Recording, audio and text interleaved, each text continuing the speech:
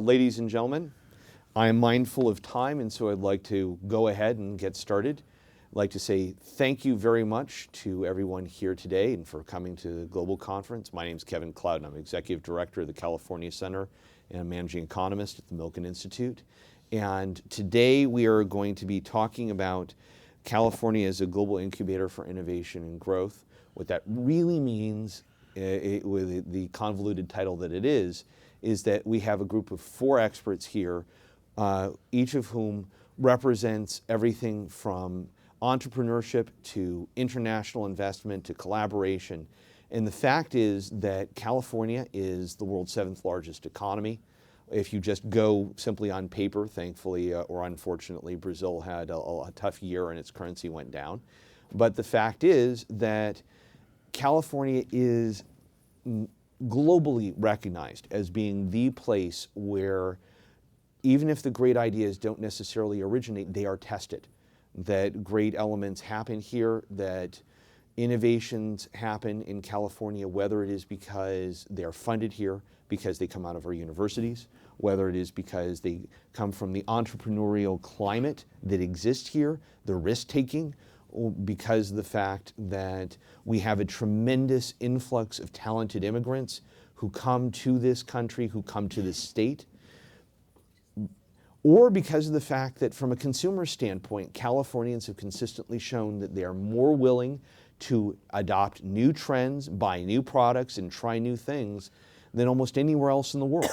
And as a matter of fact, there are companies who fundamentally have design and marketing bureaus here in California who you wouldn't even think of simply because of the fact that they think the California consumer somehow in their minds is savvy. We may be able to prove them wrong, but the fact is that this is in many ways the great laboratory for innovation and for many of the technologies and trends that often get implemented other parts of the world and make growth possible elsewhere. So what we want to do today is to talk about exactly what brings people to California, why ideas come from California, why they stay, and how they get exported back out of California. And as such, we have, as I said, a great lineup of panelists. Actually not even immediately, but all the way over on your left, my far right, is Bracken Darrell, who is the president and CEO of Logitech. Logitech, as you may run into, comes up with an incredible array of different products, often that accompany what tech innovation, even when they're not innovating their own, they make things actually usable and interesting and capable, and in many cases come up with ideas that are profoundly amazing. And what's interesting about them is that, and what's interesting about Bracken is that he is the man who fundamentally has come from a more traditional consumer product standpoint. He's worked with Whirlpool, with Procter & Gamble. He even once upon a time worked for Pepsi, but he's the CEO of a company that's based in Switzerland that does a significant amount of its operations here in California. So next to him is Gil Elbaz, who's the CEO of Factual. Gil is our entrepreneur in residence.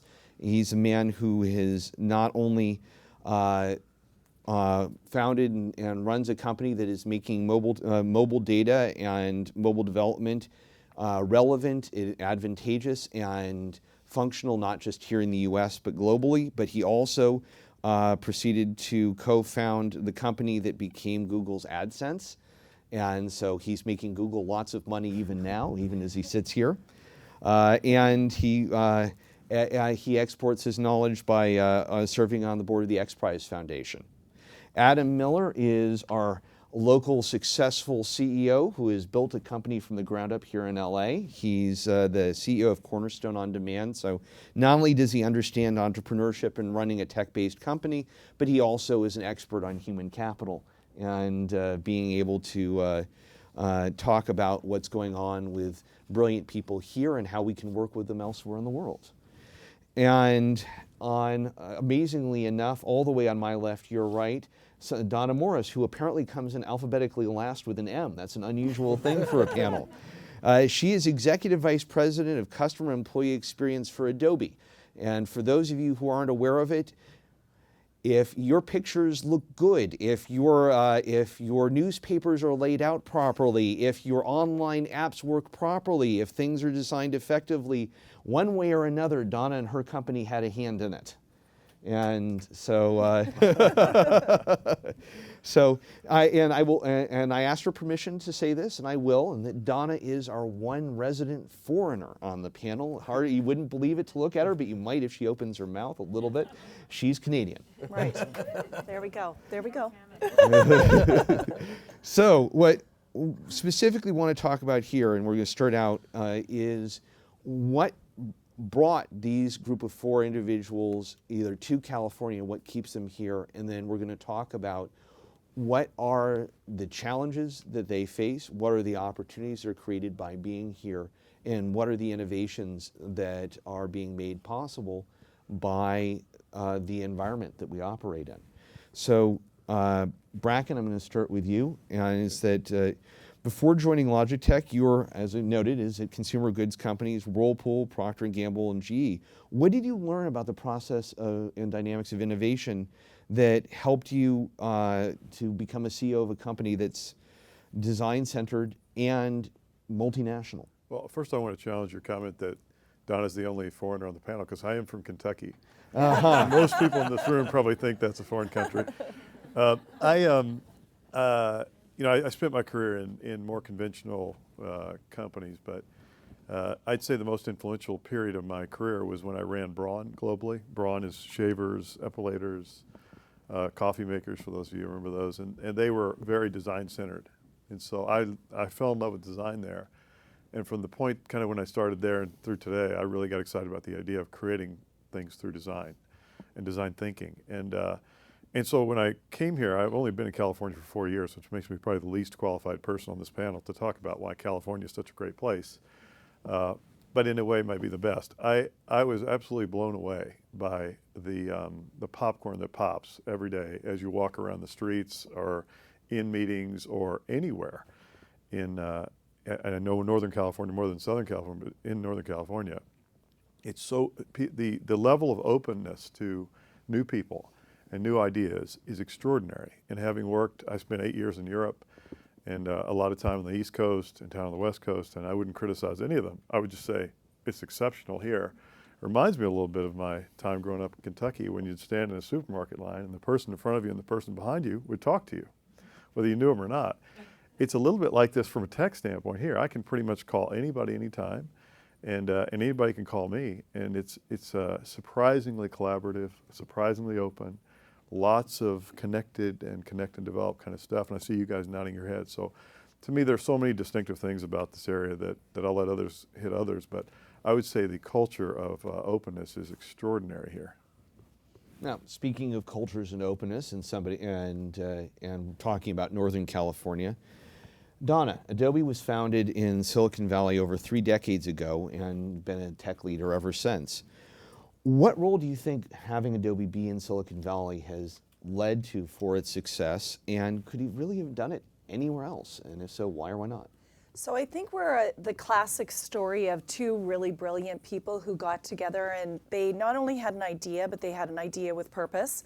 And John and Chuck, who are still our co-chair people, started the company in 1982, and initially it was all about digital publishing, and they sparked that revolution. But what they were able to do was amass and continue to build, based on their core values, what they believed in, just exceptional people. And exceptional people who are diverse, who really want to take risks, who are focused on innovation, can make great things happen. And based on that, we've been able to have multiple periods where the company has gone through transformation and has continued to iterate. Now, we could have rested on our laurels and what we originally started in, and if we did that, we probably would have, been like a Kodak, or you can list a Xerox, and no disrespect, but there's a lot of companies that are almost gone or their patents exist somewhere. And our perspective has been, put yourself in a place where you can get the very best people who are really diverse, that you're close to really strong academic institutions, that you bring an environment where people really want to experiment and that they really want to take risks. And I firmly believe that's why Adobe has continued to propel itself. And I don't think you could do it anywhere else. So I'm a very proud California that came from Canada, but I think Northern California is unique, and I love Southern California. You're very lucky. Mind you, it's colder here today than it is in San Jose, but I think it's unique to the point that there are so many people who are focused relentlessly on innovating that it actually sparks a very unique form of competition and sort of partnership that perhaps doesn't exist in other areas. And that's something actually we'll be coming back to. But right now we'll have a slight refutation from the South, so to speak. So we'll start with Gil. You're from the deep South here in Los Angeles. So is it, as Donna noted, when people tend to hear California innovation, they tend to think Silicon Valley. Inadvertently, it's become this brand name, even if not that much silicon is actually made in Silicon Valley anymore. But the innovation certainly is. But you've been in LA for now 18 years. How do you think about LA's role in making California a global hub for innovation?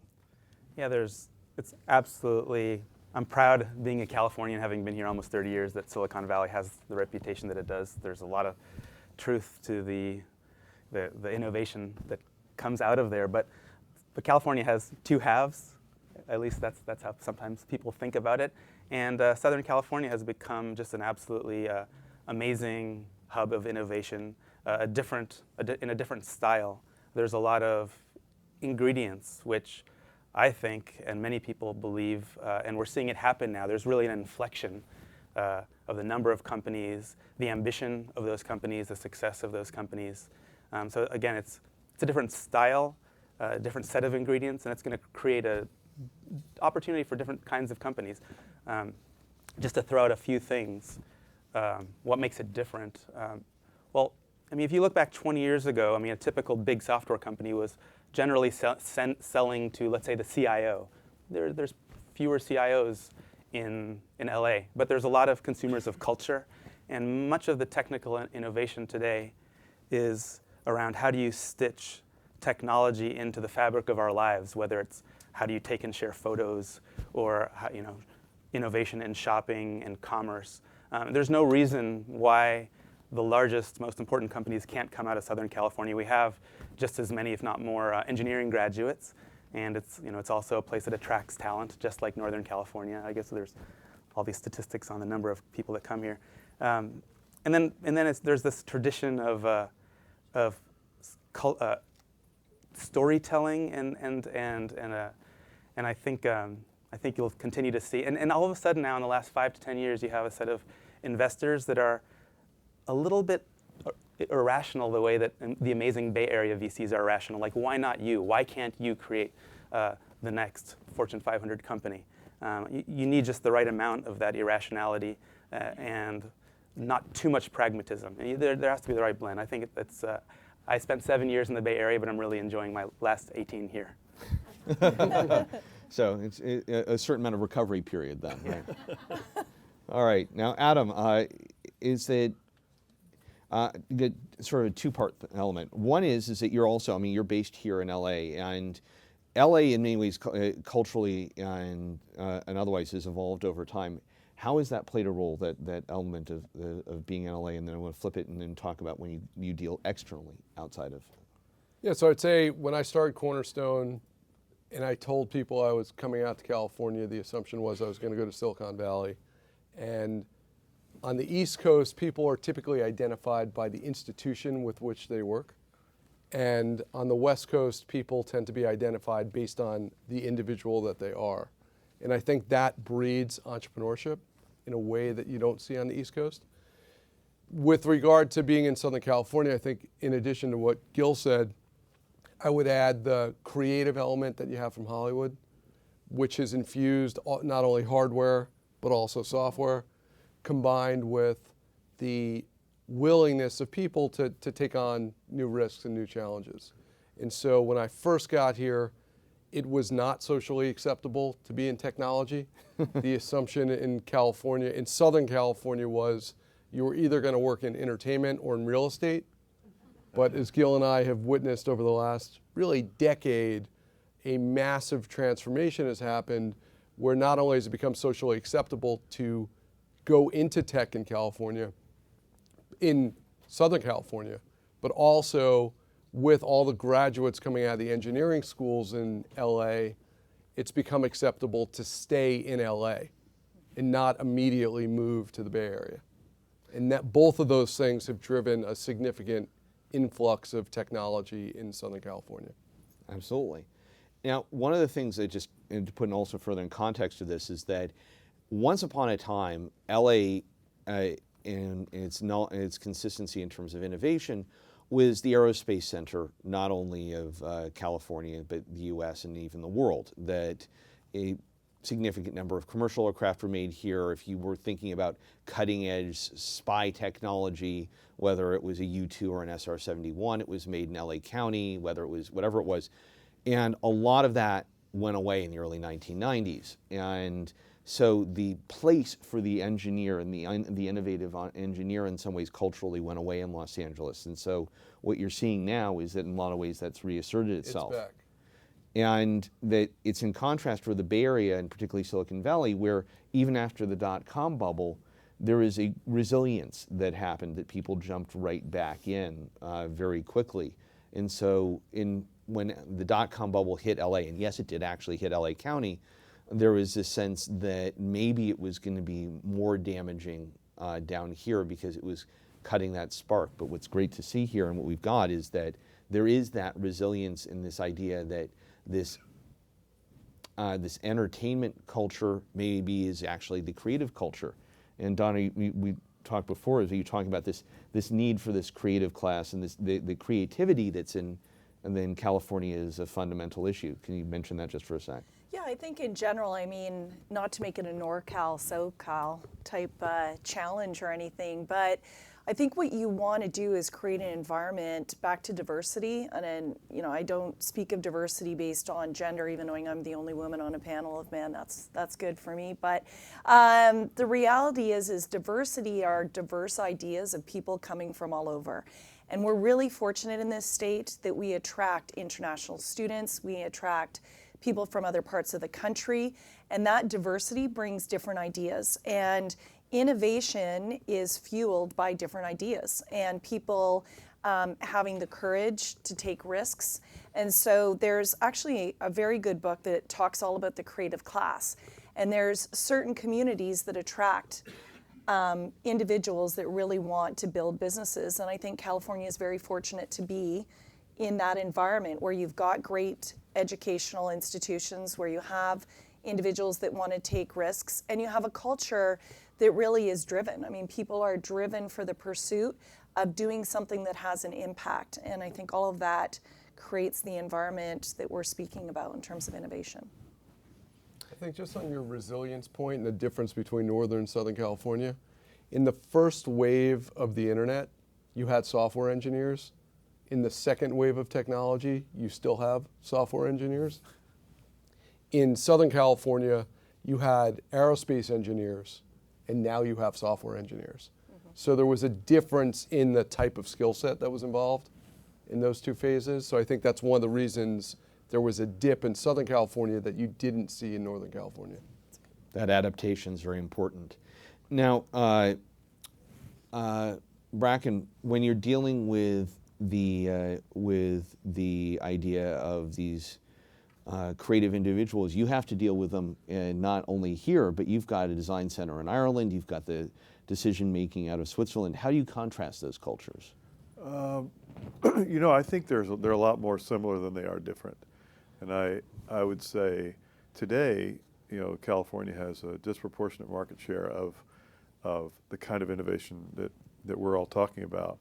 But I would say that is at big risk, in a good way, of being overtaken or by other places all over the world. You know, we've acquired 2 or 3 or 4 companies in the last couple of years, and none of them were here. Now, it doesn't mean there aren't great things happening here, but there's so many amazing things happening there. And in the Stanford model of really giving birth to entrepreneurs and then being this hub where people come in and out of through professors and projects and blah, blah, blah, it's spreading. And we work with a university in Switzerland called EPFL, which is, most of you have probably never heard of, that is extraordinary. I mean, it's hiring some of the top professors in the world, including from Stanford. So, I would say, there's such a similarity in the needs of somebody who's trying to build something new. I do think this place will always have a big advantage over those, or some advantage over those, but it's spreading, and I don't think there's a special formula except that more is better, and the more people you have around you doing what you're trying to do, the more confidence you have, the bigger network you have, and I think that's forming all over the place, including places like China, which to me is the most surprising acceleration in this innovation space, where I used to think of China as this place where they do it really fast, they knock everything off, and it's pretty cheap. And today they do it really fast, it's really good, and they're innovating ahead of us in many categories now, and it's going to accelerate. Now, since Adam, you have to deal with the global side of things. In particular, you're dealing with essentially exporting a cloud computing service. How do you deal with the barriers that come in, both in terms of a cultural standpoint and in terms of a regulatory standpoint, when you're trying to sell your product globally? So we started selling cloud talent management, which essentially helps companies recruit, retain, and develop their people in the US, and then started selling it initially in Western Europe, but today all around the world. We have users in 191 countries. The system's used in 42 languages. We have people doing direct operations for Cornerstone in 28 countries. So what we found is that the challenge of managing people is the same everywhere in the world. And I was sitting on a panel last summer in New Delhi at a roundtable of chief human resource officers, and if I closed my eyes, that meeting could have been anywhere in the world. The discussion, the issues, the challenges they were facing, the solutions they were proposing were identical to everywhere else in the world. So we're seeing the way people are operating to be extremely similar, and part of what's driving that is the globalization of the economy. And so whether you're a company in India or Mexico or France, you're dealing with a multinational workforce, and so you have to deal with the similar issues no matter where your headquarters happens to lie. So we're seeing a lot of similarity from that standpoint. By contrast, when you talk about the technology, particularly cloud computing, and I'm sure Adobe's got similar issues. Go to Donna next.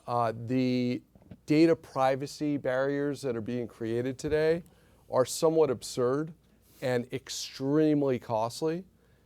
It doesn't help when there are things like the accumulation of the Patriot Act, the NSA issues, the concerns about Snowden and the leaks, and all of that sort of piling on top of each other. And the net result is an enormous amount of regulation in the area of network security and data privacy, all of which is essentially creating trade barriers or tariffs to American companies that are trying to do work in Europe in particular. Now, Donna, since your model has been increasingly moving to the cloud as well, Right. what kind of elements are you running into? Well, I guess there's a few things I thought it was an excellent point on the shift of just skills and capabilities. If you look at what the average software engineer's capabilities were a few years ago, it's a big contrast what their focus is today. So the number of Hadoop engineers that people are looking to hire, a number of years ago, most people wouldn't have even known what Hadoop was or what the reality was. But when we look at our two sides of our business, our media business, so Creative Cloud, Home of Photoshop, et cetera, that all requires us to have huge relationships with the big cloud providers, and there's only a few of them. And then in certain geographies, the requirement to actually have localized data centers. So on our marketing side of the business, where we're actually directly sometimes manage services for some of our customers, sometimes hosted off other servers. Nonetheless, we're actually having to set up infrastructure around the globe. And so that's a challenge. And I think if you look at, when you talk about competition and innovation, how you innovate around the cloud is paramount, because most of the companies are all moving to a cloud model. And then when you start thinking of the Internet of Things, so when you look at devices, all of the traditional home items that you have, like your fridge or your microwave, data is going to be coming off of that, and there's going to be the desire to actually get that data and use that data for insights. And so engineers, the day is not done for people. If you have children at home, you should be encouraging them to go into computer science. And definitely in terms of storage capacity, I think that that's going to be a demand for almost all companies, not just tech companies. So the concept of innovation extends beyond companies that you think are tech. I just had a call with somebody from Ford recently, and she had my job on the human resources side, so she was Chief Human Resources Officer. The largest area where she's hiring people right now is actually the Bay Area. And they're individuals that they're trying to think of Tesla, how Tesla is getting so much data from individuals that drive Teslas. What is Ford going to do, and how will they actually move? So the whole area of the cloud and how you think of talent is going to be critical going forward. Now, Gil, you make a living off of being able to analyze data and make it utilizable. What are the trends that are going on in that regard on your end, and what do you see it in terms of how it affects people? Yeah, well, these couple key words, phrases that are important that did not exist 7 years ago. Data scientists and big data, those weren't terms. They weren't in the lexicon only 7 short years ago. To me, a data scientist is one of the most fabulous new roles. It's the intersection of someone who has the basics around programming, databases, statistics, but combine that with the creative ability to not necessarily wait for someone to ask you what you should be doing, but to figure out exactly what the question should be. You know, what should the business side of the house be thinking about? What stories are in this data that could potentially be relevant to strategic decisions? So I think we're seeing companies across the board invest in teams and in capabilities. And also you have to look for, another key ingredient is getting your hands on the data itself. So another key theme is certain large companies, Google, Facebook, well, they have a heck of a lot of data, and it's not by accident. It's very strategic that they want to build their data moat so that they can solve problems that no one else can, no matter how many data scientists you hire. That's a threat, I think, to a lot of the industry. It's why I founded Factual, to try to help democratize access to data so that it does level the playing field, so that companies can get access to large amounts of data. All right. Now, just based on the prior comments, I have to say that for Bracken does this mean that maybe your old world and new world converge, and there'll be a Logitech refrigerator that is incredibly interactive, or how are these trends evolving the way you're interacting? I can't discuss that. Well, it's really exciting for us. I mean, we grew up a little mouse company, just making a little product, that everybody in the room knows and uses or has used. And inside that, we had a little piece of software that you probably didn't know, which is embedded software called firmware.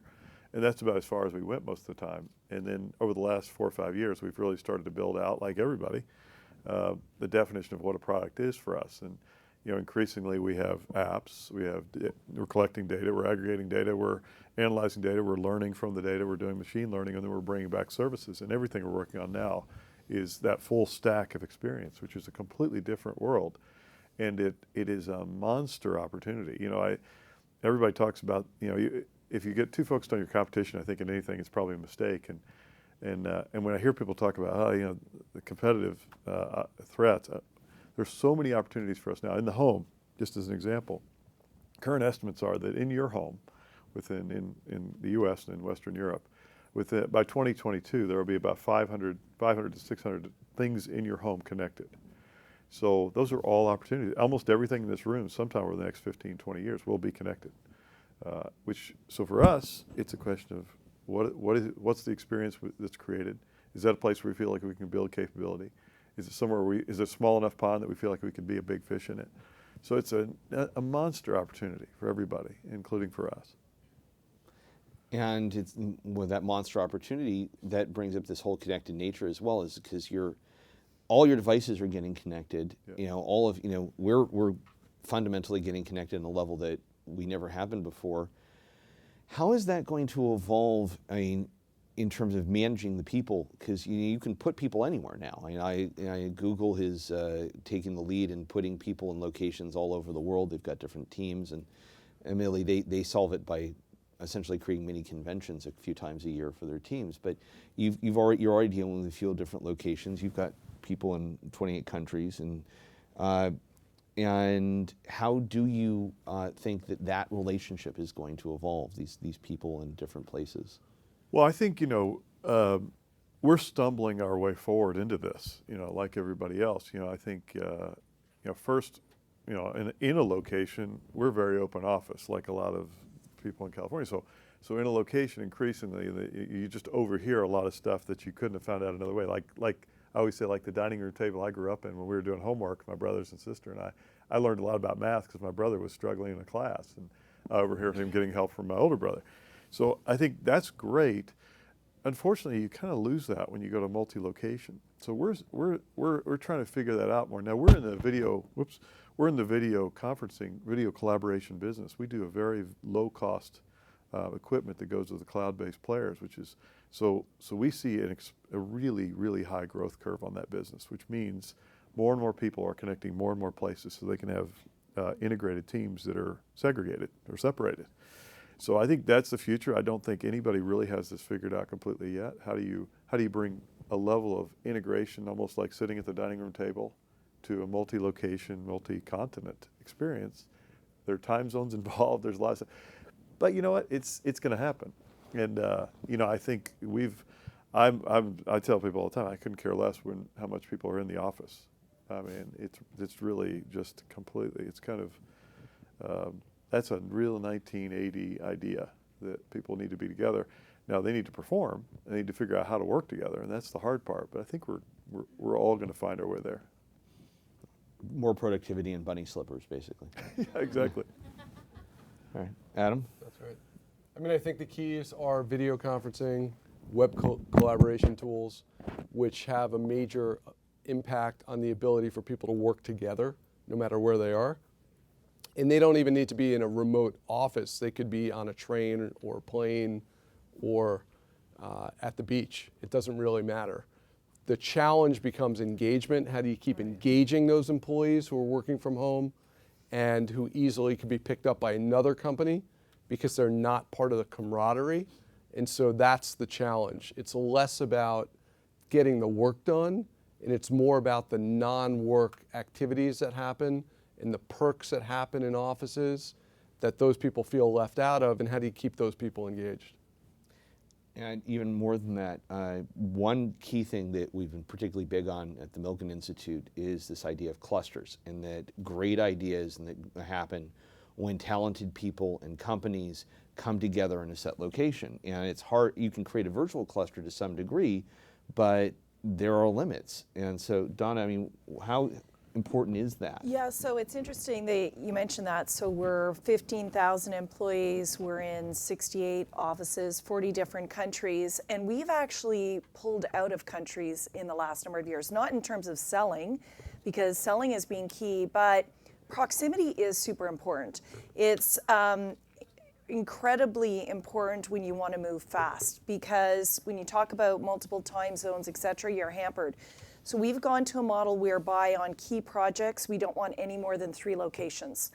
And so if somebody's working on, for instance, the Photoshop team, there's 3 locations. It'll be San Jose, Seattle, and then our office we have 2 offices in India, one in Noida and one in Bangalore. And there's very few people, I'll be a little bit opposite here, there's very few people who've got the bunny slippers that aren't actually in one of our brick and mortar buildings, with the key exception of those that are driving revenue.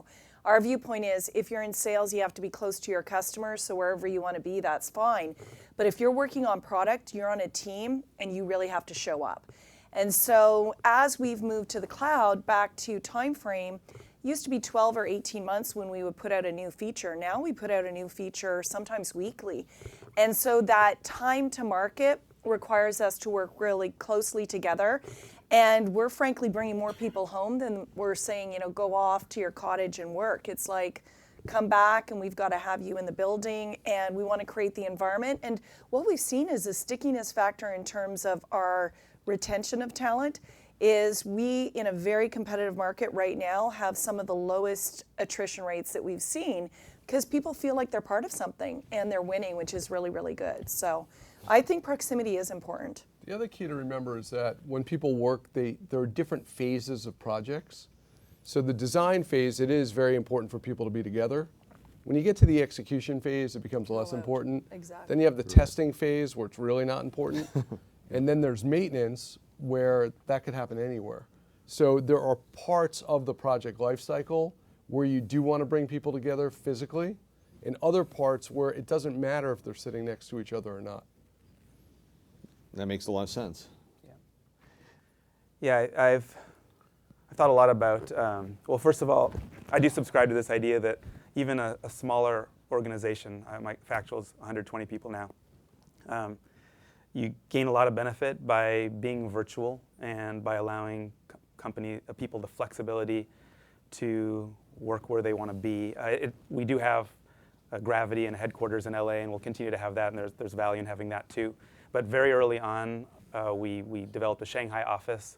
At the time, I was sort of best practice was, you can farm things out to India or China and save money, but we didn't follow that path. We wanted these people to be employees. We didn't want to outsource. I was told that, the cultures there is different. They don't understand options. We said, no, they're the fabric of our company. We are building a global company. We need to have people that have a diversity of cultural and language capabilities, and so it happened to be the first place where we developed. Always been treated like everyone else, and it turned out that's been a huge advantage. I had learned early on from Eric Schmidt at Google how critical it is to think global from an early moment in the development of product in this day and age, and so that's been a big boon to us. Now shifting things just a little bit, you happen to be somebody who came to LA the first time around, even before your Bay Area stint, because you came here to Caltech, and one of the things that shows up in the system is the universities play a big role in terms of people. Bracken was talking about the university in Switzerland and its fundamental role in design innovation, but California is home to several of the leading research universities in the world, depending on how you view it. The Shanghai Institute has this list where California has 6 of the top 25 research universities, one of which is Caltech. And what kind of difference does that make into you coming here and staying here? And for everyone else, what kind of difference does it make in terms of the environment that you're dealing with? Well, it was certainly Caltech that attracted me to LA in the first place, and I was very fortunate to have been accepted. And I was growing up in San Antonio, and so it was exciting, and it didn't take a lot to convince me. And I was interested in math and science, so it was a natural place to come. And it obviously it continues to attract talent. Increasingly, as Adam said, these people stay here once they arrive, like I ended up doing. After I graduated, it happened to be exactly in the worst year where there were the most layoffs from the military defense companies. So in '91, there weren't any LA companies interviewing us in the on-campus recruiting. So everybody I knew went to Silicon Valley. That doesn't happen anymore. There's obviously people that do go up to Silicon Valley after college.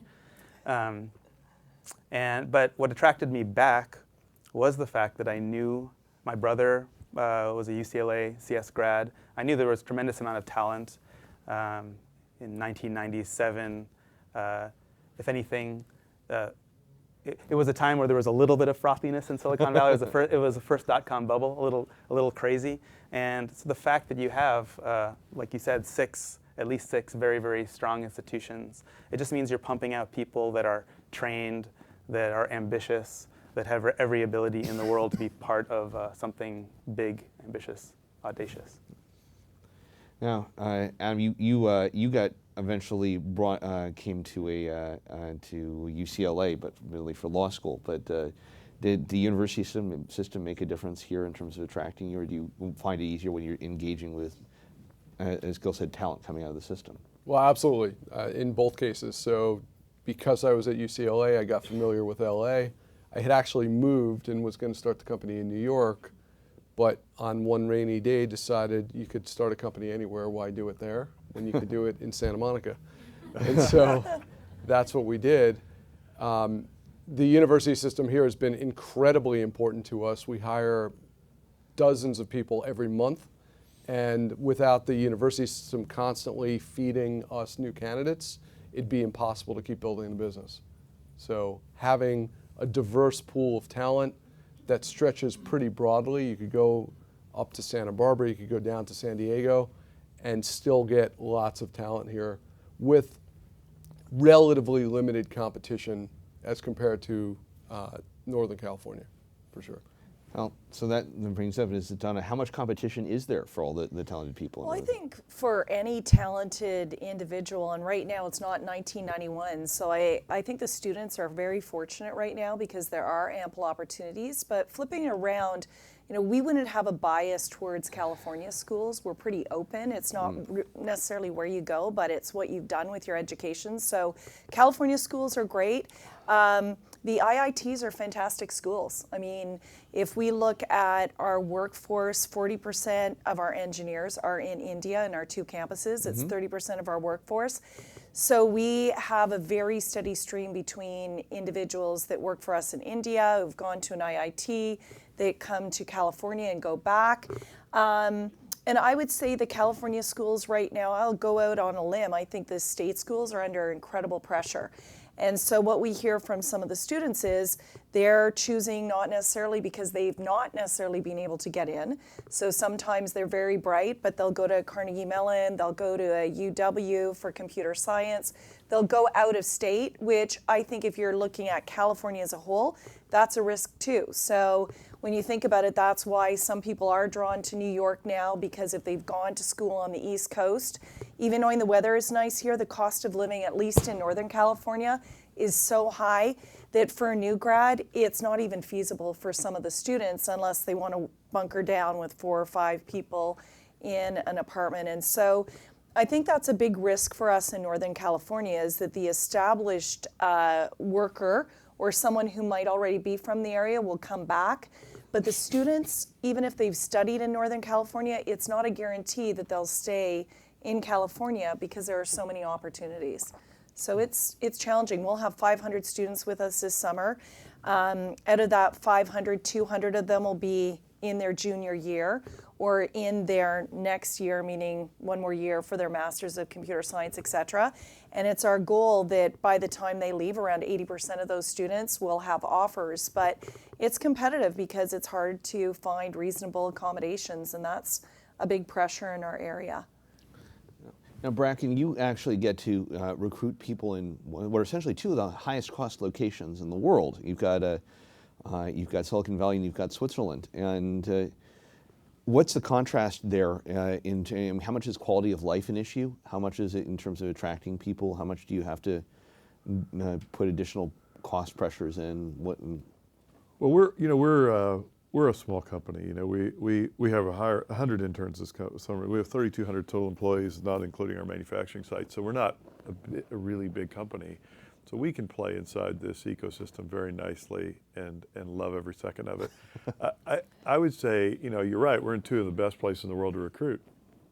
So we don't have any problem recruiting. We've really had an incredibly successful period of bringing in new people in both locations.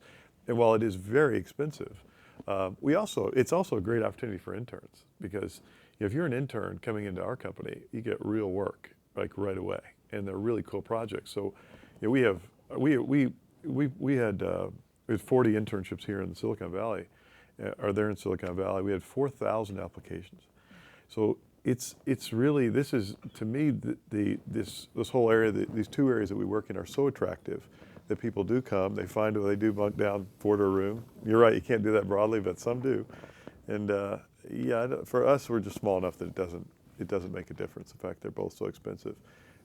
And we've got the economics of our business are such that that can work just fine. We have a big operation in China. We're a very, very global company too, so we have a lot of people in India, we have a lot in China. Well, that brings up the other element, which is this global competition side of it, is that you've got a tremendous number of engineers who are coming in India and China and elsewhere, and a lot of times, historically, California has been one of the world's great educators of foreign employees. But given the visa situation, given the competition, how much of it is that we're creating our competition? How much of it is that these schools overseas are really producing the next generation of entrepreneurs and, well, at least engineers, but are they producing the entrepreneurs, and how much should we be worried? Well, I'm a little surprised how hard it is. I'm going to go to the other end of the scale. I'm a little surprised how hard it is to even hire. I hired a head of design, which honestly for our company is basically a design company like Adobe. I mean, there can't be 50 jobs like that in the United States. I hired a head of design who was British. I had to hire him directly in, and he had to stay over there for a year before I could even bring him in. And then I hired a head of HR, which we call people and culture. She's having to stay over there because he can't bring her in. So I'm a little surprised how hard it is to work around the visa, even in obvious cases where you'd say, well, this is not a question of protecting American open access. This is a really weird kind of perversion of the system.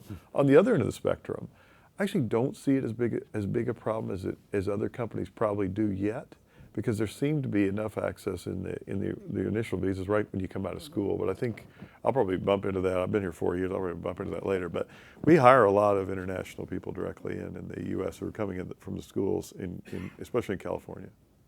Gil? Yeah, it seems like we're doing ourselves a disservice if we have talented people that then have to leave. It's not a zero-sum game. There's no limit to how much innovation can happen here in this country if the right people and teams are here.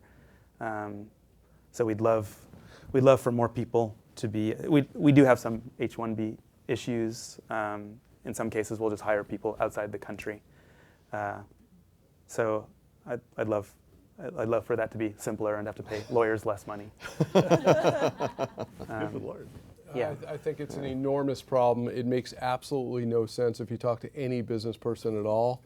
What's happened is Congress has conflated the H-1B issue with the illegal immigration issue and have bucketed them together, and they should be separated, and maybe we need a different term for it and not talk about it as visas, but talk about it as employment opportunity or something, because it is extremely clear to every executive I speak to that this problem makes no sense to their business.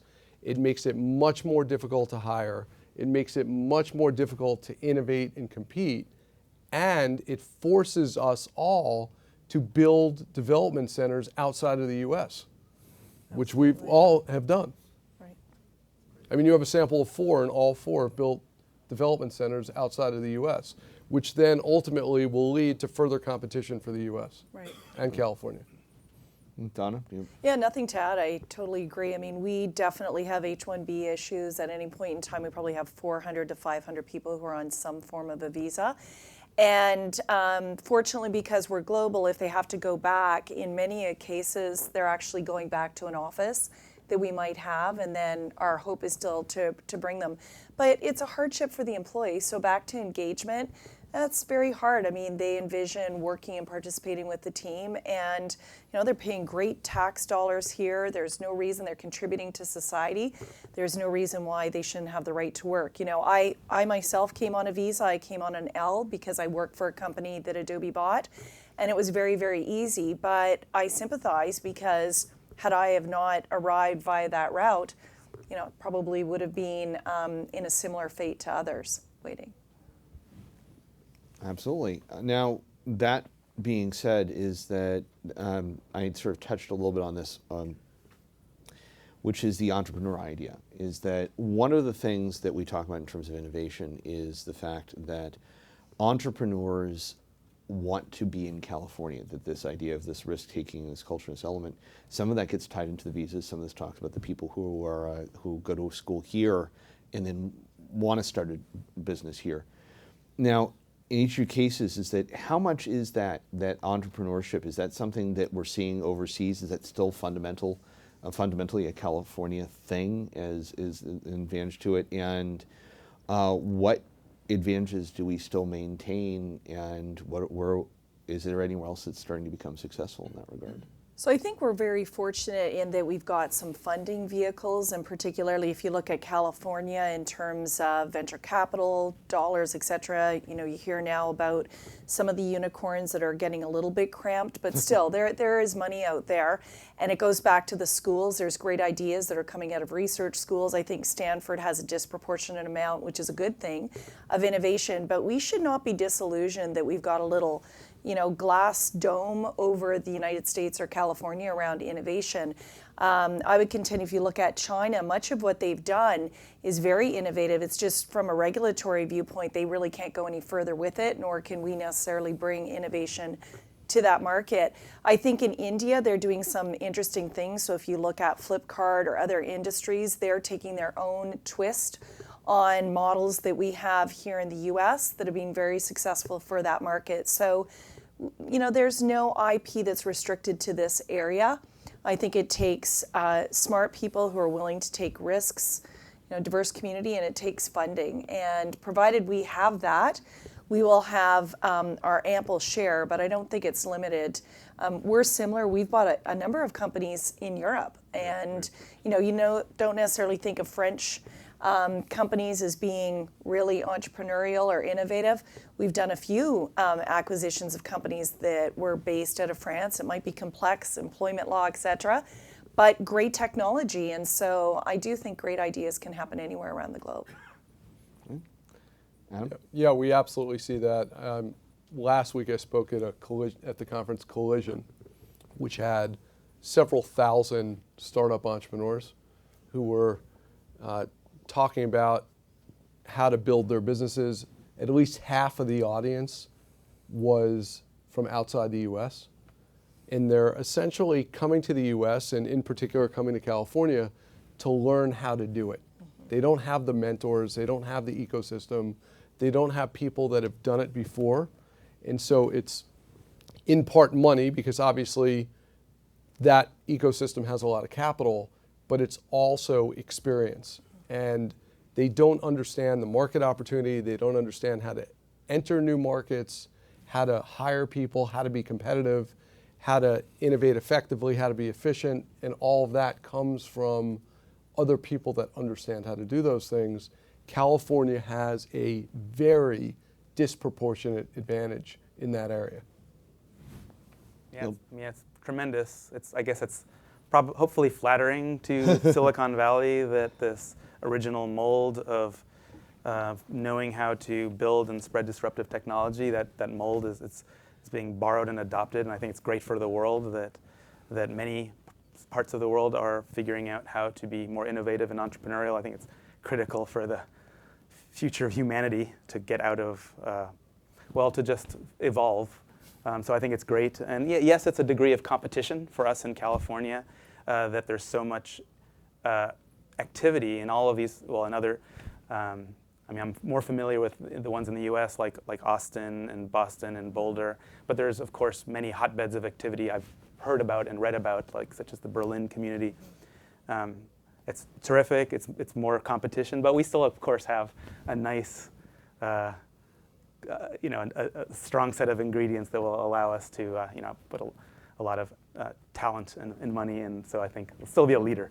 But I'll go back to my earlier comment. I think if I were the representative of the state of California here, trying to figure out how to continue to hold or build market share of great innovation, I'd be terrified. Mm-hmm. Because Collision is really cool, and there's a lot of people coming from around the world at Collision. I've spoken at Collision too, but go to Slush, it's all international people. It's much bigger than Collision.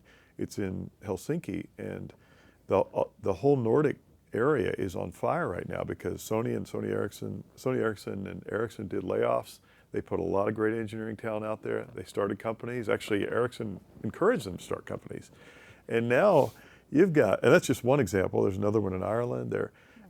In France, for example. Well, so what is France doing? France has done something really interesting. One of the reasons why we're looking at companies in France is France has created a program where you can hire a PhD pretty much fully funded. For a couple of years, you get a PhD for nothing. So your overhead to start a company from an engineering standpoint is zero. So very interesting, very quietly done, clever. When you buy them, you end up having a problem because you got to pay them. But it's fascinating. I mean, they're really, and the success rate now of some of these French entrepreneurs is pretty impressive. Right. And I think you'll see lots of competition. The competition has gone away from the banking and things and taxation to how do I encourage innovation. And I think we as a country, as a state, should be trying to lean forward as far as we possibly can on visa issues, on funding, on tax breaks for startups, everything we can do to keep this innovation pipeline going. All right. Well, I'd say, since we're running out of time, I'd say, what's one thing then, if you're going to say one emphasis that California should do to make sure that it's well positioned? I'll let somebody else answer first. I'll think. All right, very well. Okay. Stump question here.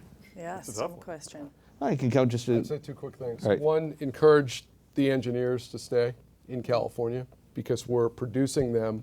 We need them to stay here. The other is, if you think about the countries that have been most successful innovating, are the countries that have too small a market to service that market themselves and grow a business. So Israel, New Zealand, and Australia have all done extremely well recently because those markets are insufficient, and so they have to be more globally aware in building their products and services. I'll add, fixing primary education in California, emphasizing STEM in women, changing the culture and a way that people look at this as a career. I think it's important. Totally agree. Yeah, I do think, I'll just jump on that one because I think it is a good one. I think there is a perception that technology is sort of nerdy and limited to a certain cohort. And I think just actually making it readily accessible to more people as a career option would be really good. And we have a disproportionate percentage of the economy here in California that's fueled by people in technology-related industries. So sort of turning up the heat of making it not look like everybody has to wear a hoodie and, you're a white guy or something, it would be a good thing. Okay, I would have added education, but let me just to be a little provocative, I'll throw a slightly different new version of that. I think if I were going to do one thing in the state of California now, I think we've got the lead in technology, we've got the lead in entrepreneurship. I would start teaching design thinking from the first grade. I would start trying to take the lead on how to think innovatively. And that should go across everybody because you can make everything better if you just approach it as a problem. So that's probably what I would do. all right. Well, that sounds great. All those are great ideas. And thank you everyone very much for this panel, and thank all of you. Thank you.